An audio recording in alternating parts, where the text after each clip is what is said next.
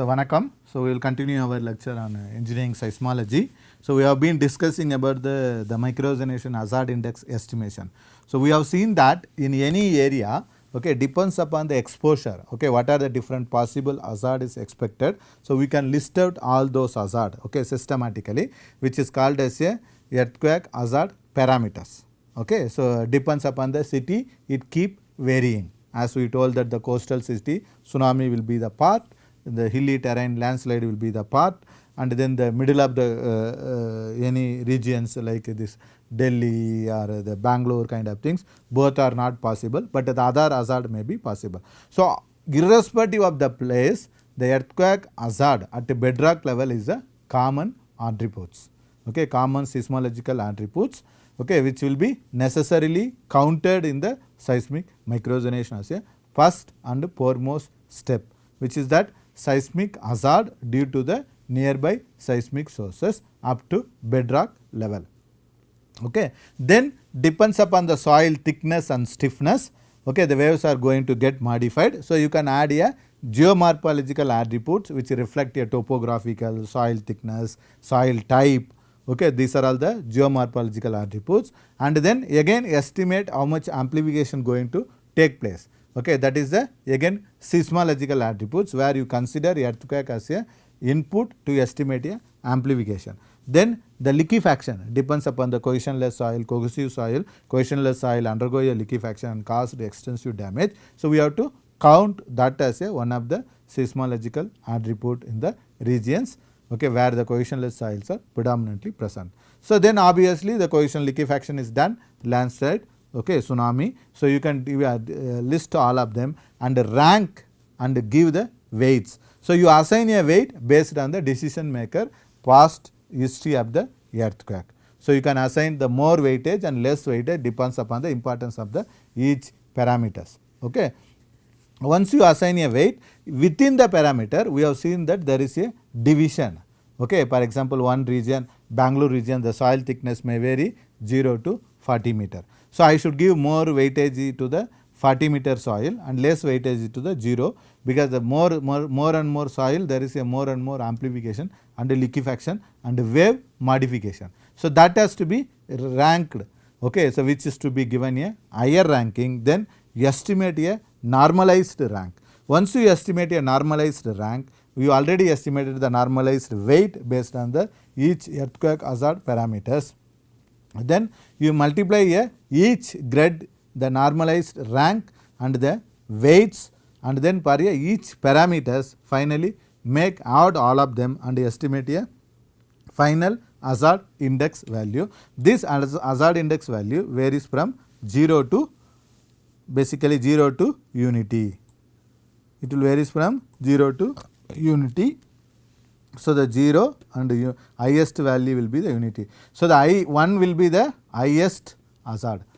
Okay. So, here we should remember that this value 1 indicate a more severe, but again this will vary depends upon the weights what you assign for each parameter. Okay.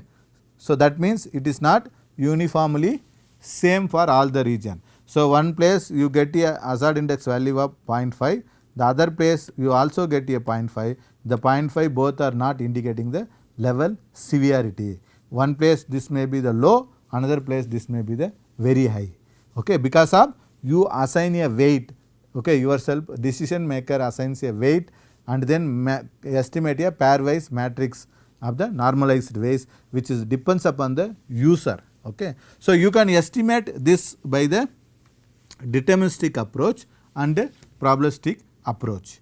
So, let us see how this typical study was done for the Bangalore city. As I told you that it was done part of my PhD, and where we consider all the possible scenarios and finally arrived a hazard index map of the Bangalore. We discuss how this hazard index map for the deterministic and probabilistic based approach results are varies. So, right now I am not going to discuss each hazard parameter estimation in detail, only I will give you the glimpse. Okay. So, because that itself is a separate topic of research.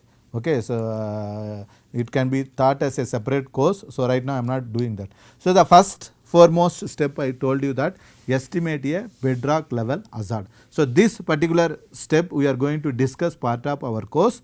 Okay, after finishing the couple of lectures, we will be going to do seismic hazard analysis of the any particular place with the case studies. So, this is the seismic hazard analysis has been adopted, and then we mapped a PGA distribution of the each city. Okay. So, each grid we mapped a PGA distribution. So, the PGA distribution has been mapped, and you can see the distribution of PGA, which is varies from lowest value is basically 0.1. You can see this is a 0.1 is the lowest value, the highest value will be the 1.5. So, this has been divided as a how many grid? Totally 5. So, the 1, 2, okay. So, then the so 1, 2. So, the yellow one is actually this one. Here also this is the 1 actually, this is the 2. So, this is the yellow one is a 3. Okay, this is the 3 basically. Okay, so once you are done the 3, this is actually the 4. So, the dark red one will be the 5. Okay, you can see that the hazard was actually 5 category distributed here. So, okay, the 4 categories are this area wherever you can see. So, this is the and this part is the 4.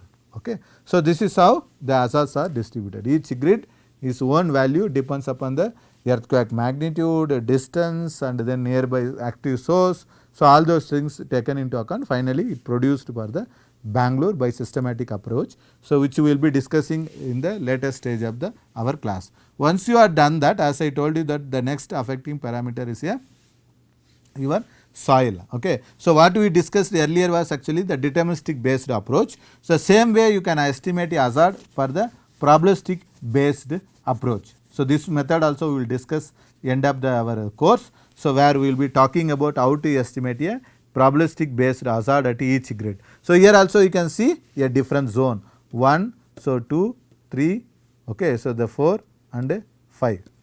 Okay. So, maybe I should use some other color. Okay. So, the 1, so 2, so 3 also visible. So, this is the 4 and this is the 5 you can see.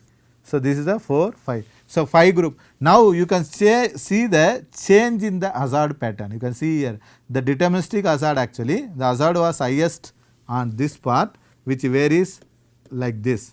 Okay. It is low here, high here. But when you talk about the probabilistic, basically it varies like this. Okay. So, this side is a low and this side is a high. Okay. So, this is because of the procedural difference and then uncertainty associated with that, which we will be discussing in detail in our class in the later stage. So, this is about the hazard at a bedrock level. So, right now we are ready with our map at a bedrock level. Okay. Bedrock level we mapped. As I told you that the other important parameters which contribute the modification of the hazard is the soil parameter. So, the mapping of soil average, okay, has to be considered. So, for this we have done a detailed geophysical geotechnical investigation and collected a data and tried to arrive a Vs value, shear wave velocity, which is basically shear modulus, okay, because the G is equal to rho into Vs square. So, the rho values are variation small. So, the Vs square can be considered as a your useful hazard, okay. So, indication at a particular location. So, with that point the Vs has been measured the entire area of this one and mapped that. So, since this is not part of our scope, I am only talking about the map, how the map has come. Okay. So, we mapped a Vs distribution based on the Vs 30 average. So, if you want to know about the Vs 30 average, Vs measurement and all, you can refer some of my publication and Google for the more information. So, you can see the distribution, there are 3 category you can see. So, one is that site class D, which is like more dangerous, then the C, which is relatively less dangerous than the D, and then the B, which is again relatively. So, this is basically a Lalbagh. This area is Lalbagh where you can see a outcrop. So, where you can see IAC and all, as I told you that the shallow bedrocks, the rocks are also outcrop. You can see it is comes under the category of the D and then the C. Okay, these are all the major area comes under the category C. So, like that you can divide this 3 category which is based on the equivalent soil shear wave velocity. So then you can also estimate a thickness of the soil. Okay, so again you can see the thickness of the soil map from the bore log. You can again see the higher thickness and lower thickness. Okay, so depends on that you can assign a weightage factor. You can see the thickness distribution. Okay, you can rank them. So this is the data based driven. For this preparing both the map, you need a geotechnical and geophysical investigation data. Okay, basically you need to get a geotechnical and geophysical investigation data. So this data basically as close as you represent, the accuracy of the mapping grid will be increased. Okay, so generally there is a 500 by 500 grid size for the more variation based sites, and then 2 km by 2 km grid size for the less variation sites. So, okay, with respect to topography and soil variation, that is how you can do and prepare this kind of map. So, once you are done that, so next level is to estimate how much amplification going to take place by considering all the previous input. Okay, the hazard values and soil data clubbed together and modeled how much amplification going to take place, and then map a amplification distribution map. So, you can see that the rocky regions where your amplifications are negligible. Okay, the more soil region you have, the more amplification values. Okay, so this is what you can see in the map. So, which is the function of earthquake as well as the soil, not only soil alone, but some indication. So, how much PGI is taken, okay, how many layers systems are there, what is the density and VS variation, all those things contribute this. So, this map has to be estimated systematically. So, this kind of research I do, but I am not teaching part of this course in detail, because the site response analysis itself can be taken as a 5 to 10 hour class, depends upon the in-depth knowledge what you want to go. Here we are not discussing that, because our objective is only to introduce engineering seismology to you. So, not going into this one, because this is all done with a lot of extensive field and numerical analysis of the data. So, once you are done that, so you can also measure a predominant frequency or the resonant frequency of the area by experimental way, which is experimental site response analysis or experimental site response studies. So, where they will deploy a micro tremor instrument, which is like seismometer, and monitor a vibration noise, and then take H/V ratio, that gives the predominant frequency of the soil column. So, for example, in one location you deploy a equipment, okay, you measure a predominant frequency of say 4 Hz, okay, so which indicates that the natural frequency of the soil column in this is actually 4 Hz. When you want to build a building, okay, you should see that which never matches with the natural frequency of the soil column. You should be away from the natural frequency. So, that what will help you. So, that kind of data will be obtained by carrying out a micro tremor studies, which is called as a Nakamura method, micro tremor studies. Such extensive study I used to do, because as I told you that we have a seismometer with us, okay, where we deploy a seismometer and measure a micro tremor signals, okay, then estimate a H/V ratio. So, recently we are doing this kind of extensive study for Coimbatore, Mangalore and Bhubaneswar. So, where we have done almost close to 600 points, okay. So, in the Mangalore, around 550 points in Coimbatore, around 1500 points in the Bhubaneswar, because the Bhubaneswar is a big city. So, where it has been systematically this equipment has been deployed and noise has been measured and predominant frequency has been estimated. So, even I do have published a paper on how the predominant frequency of the region varies, how it is related to the thickness of the soil column. So, which we have done for the Indo-Gangetic Basin, which is the first time unique work in India, where we related a thickness of the soil column from the bore log data available from Indo-Gangetic Basin with the predominant frequency. If you want more information about this, you can visit my publication pages and you can get more information there. As I told you that each component of microzonation is a separate topic of research. Okay, so, we do research on that, we try to establish and estimate parameters and say that how you can estimate more representative way. Okay, that is what we publish. So, but here since it's introduction class, so on engineering seismology I only say how it has been done orally, I am not discussing in detail. So, in case if I offer alternate course in the future where I will be talking about all these things in detail in that course. Okay. So, we estimated the amplification and predominant frequency which is responsible for building damage due to the wave modification. Okay. So, that is what we have taken. So, once you have done that, the next, as I told you, that the cohesionless soil where the liquefaction is possible. So, the liquefaction generally happens in the cohesionless soil, okay, not on the cohesive soil. So, the cohesionless soil generally found by the fillings. So, generally this Bangalore, I do not know how many of you know the history of the Bangalore.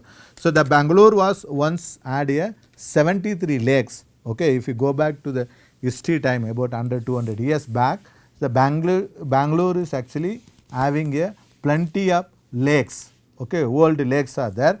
These lakes are actually stored for the water for drinking and agriculture purpose those days.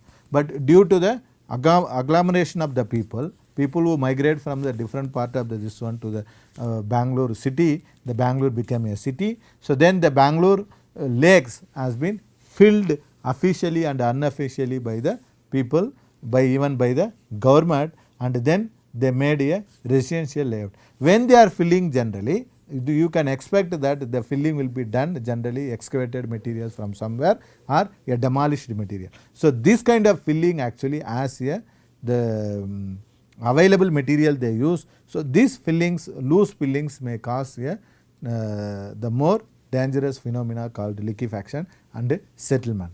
So, this area what I told you that we collected systematically geotechnical and geophysical data and try to estimate that, and then considering the hazard value amplified from the previous step and estimated the liquefaction of the Bangalore city. So, even though the Bangalore is not highly liquefiable, but still for the procedural wise we are given a step by step method. If you go to my microzonation paper or the liquefaction analysis of Bangalore, you can see how we have done a systematically liquefaction analysis considering the state of art knowledge as on today. Okay. So, whenever that map was done that time. So, we have done that and estimated a factor of safety. You can see that most of the Bangalore has a factor of safety more than 2, which indicates that this is not liquefiable. Okay. So, majority which is not liquefiable except few places where the factor of safety is. This is actually some of the valley region where filled up soils are there. So, remaining place there is not much, this one was there. So, this is how you can estimate a factor of safety. As I told you that doing liquefaction analysis itself a master thesis work or PhD work. Okay. So, as I told you that here only we are talking about the map integration. I am not going in detail about the liquefaction analysis. If you want to know more about liquefaction analysis, refer my papers or any literature in the Google, or even you can approach me or my TA, they will help you to clarify some of these doubts if you are doing some PhD or MSc related to this topic. Okay. So, that is what you can do. So, we created a factor of safety against liquefaction map. So, now you can see that we basically created a different level of maps starting from bedrock level hazard, which we have discussed the deterministic, probabilistic, then followed by we created a shear wave velocity map, thickness of the soil map, and amplification map, and predominant frequency map, and liquefaction map. Since the Bangalore is located on the flat terrain region, not too much hills are there. So, the landslide is not done and it is far away from the coast. Okay, there is no tsunami has been done. So, now we estimated all the required earthquake hazard parameter as per the microzonation procedures. Okay, now we set. So, you can see all these parameters. We estimated basically 6 parameters. Okay. One is that the soil thickness using the bore log, equivalent shear wave velocity which we have seen, factor of safety against liquefaction, rock level PGA, and then the, so by deterministic approach, rock level PGA by the probabilistic approach, and the amplification factor, okay, then the fundamental frequency. Okay, so, this is how. So, now I shuffled this parameter and I assigned a weight. Soil thickness is a major role as the Bangalore has a undulating terrain. So the soil thickness at one place will be more, one place will be less. Because of that, you will get a large impedance contrast related amplification. So the I given the highest weightage which reflect a soil thickness. Okay, then the soil stiffness which is assigned as a 4, because the amplification is the function of thickness and stiffness as per wave propagation. So this has been assigned. So then the factor of safety liquefaction assigned as a 4. Then the PGA, okay, the rock level PGA, and which it may be deterministic or probabilistic, doesn't matter. So I assigned a equal weightage, because when we are preparing a map, this will be, you will be using as these two as a independent parameters separately. Then the amplification factor and fundamental period. So I have assigned a weight. So this weight, okay, this is the description of the whatever short form we are given in this place. So this weight basically used to arrive a pairwise matrix comparison of their normalized weight. You can see the normalized weight, what I told you that. So you get a normalized weight, the sum of them will be the unity. Okay. So this is a pairwise comparison matrix where you can get a normalized weight using this pairwise comparison matrix concept. Okay. So now you can see that the weightage factor, how it varies with this one. As I told you that each earthquake hazard, okay, parameters has its own classification, and you have to assign a rank based on the each classification. So the soil thickness, as we have seen that the thickness varies from 0 to 20 meter and above. So I group them as a 5 category. So you can see the category 1, 2, 3, 4, 5. So I assign a highest rank for the more dangerous category. So the more thickness, the more will be the problem. So I put that as a 5, then accordingly I will reduce the lowest category rank will be the 1. So this is the weights which we have discussed in the previous slide. So now I calculated a normalized rank using this, you can see.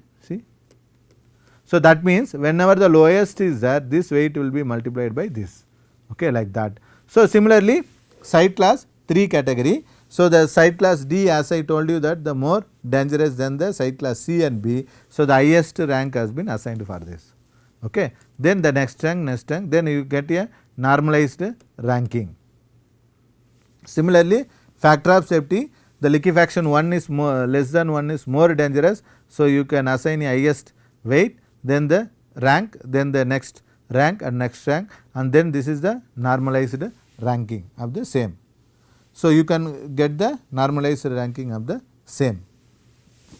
So then the PGA distribution, okay. So the PGA distribution 5 group, again the 5 category, and then normalized ranking. Similarly the amplification factor, so the 4 group and then the normalized ranking of this one. So similarly the predominant frequency, okay, so where the 5 group, so the lowest frequency will be the highest dangerous for the high story buildings. So that is why these are, so you can see the normalized ranks. So similarly this is the probabilistic based PGA, this one. So these two will be taken separately when you prepare a different map. Okay. So one at a time you can take any one of them, deterministic or probabilistic. So you estimated the normalized weight of the each factor by the eigenvector analysis, pairwise comparison of matrix, and then you estimated assigned a rank and estimated a normalized rank. So with this we are ready with the preparing the map. As we have seen that the hazard index, okay, at any particular place, hazard index which may be deterministic micronization map, deterministic micronization map. So the each grid point, okay, I will be estimating the deterministic hazard map and probabilistic seismic micronization map hazard index value. Okay. So this value is basically weights and rank of the each earthquake hazard parameter, that is what we have seen. Okay. So if you want to, you can recall the formula what we have done. So this is the formula what I was describing. Okay. So this is the formula what we are describing. So you can multiply both of them and each parameter, and then sum up all of them, and then indicate a values how it is done. So like this all the maps, okay, are spatially, this you can code this formula in the ArcGIS by giving graphical input, and then ArcGIS take data from each grid point and estimate the formula values as per that, and then it produce a map like this. You can define a division. So the disseminating hazard index values has been categorized here. You can see 0.3 to 0.7, 0.5 to 0.7, 0.3 to 0.5. You can see that the highest hazard has been expected on these places, because we have given basically the thickness and the liquefaction, all those things. You can see the lowest. So overall, the only the this part of the Bangalore where you can expect a more hazard index value than this part of Bangalore. Okay. So this is the findings from the this map. Okay. So this is the deterministic seismic hazard microzonation map of Bangalore, which we have published. Okay. These publications are available in the website. So as I told you that you can download and you can use it. Okay. So once we have done the deterministic hazard analysis, in order to understand how the probabilistic hazard index values also varies in the region, we done a repeated a same procedure, only taken a PGA distribution at the bedrock level based on the probabilistic hazard analysis, and again produce a probabilistic hazard index value map of the region. So this is the basically a map which shows a probabilistic approach here, deterministic approach here, with a similar kind of coding pattern, okay, color coding pattern. You can see here the pattern of hazard distributions are completely changed when you go for the deterministic and probabilistic. This is basically a 10% probability in the 50 years, okay, so interval. So that is the map what we produce. So this you can do whatever probability you want, and then whatever return period you want. This was basically a 475 years return period hazard values. Okay. So you can see that the hazard index value also considerably different for both the method. Okay. But this is the worst case. So when you go for the worst case, this is what you will get. So when you go for the probabilistic approach, this is what you will get. Okay. So this kind of difference you can try to understand. Mostly the lower probability, okay, 2% probability of exceedance in the 50 years will be equal to the DSHA results of hazard. Okay. So similar kind of pattern you can also expect, but the composition what you, how you are making a rank and weight, okay, also matters to decide what is the hazard index value at a particular grid. Okay. So this value, okay, this kind of map will be more representative and required for the city planning and city development. Okay. So the global scale map or country scale map doesn't account a regional soil variation which is responsible for amplification and liquefaction and modification of the seismic wave. So because of that, the regional variation of the soil has to be modeled and accounted in the seismic zonation map. Accounting of that kind of zonation map is called as a seismic microzonation maps. So we have seen the case study of Bangalore, how this was systematically analyzed and produced a this kind of map. So these maps are basically they use, but only we have restricted our study only to the BBMP area during the 2004. Okay, now the city area actually extended. Okay, so this study has to be updated according to the US and world level recommendation. So any microzonation map has to be updated frequently every 5 years or 4 years gap or soon after the major earthquake. Since there is no major earthquake, but it was done on 2004, now we are in 2020. It's almost okay. So 2007 we published officially, it's okay. So even 2007 if you take, it almost 13 years are completing by preparing this map. Okay, so now it is a time for updating this kind of map. So we have shown this basically to demonstrate how the hazard parameters are varies how you can precisely estimate using the state of art knowledge developed in the world. Okay, so that was our main motive. So this guideline only now being adopted for micronization of entire Indian cities. Okay, so MOES doing the micronization of 30 cities, they try to adopt this procedure which is become a part of NDMA guideline and the MOES micronization guideline. Here I can note that whatever map we produced, actually I am showing you as a only the image file, even though we produced in ArcGIS, but it is not user friendly map as a macrozonation map of GEM.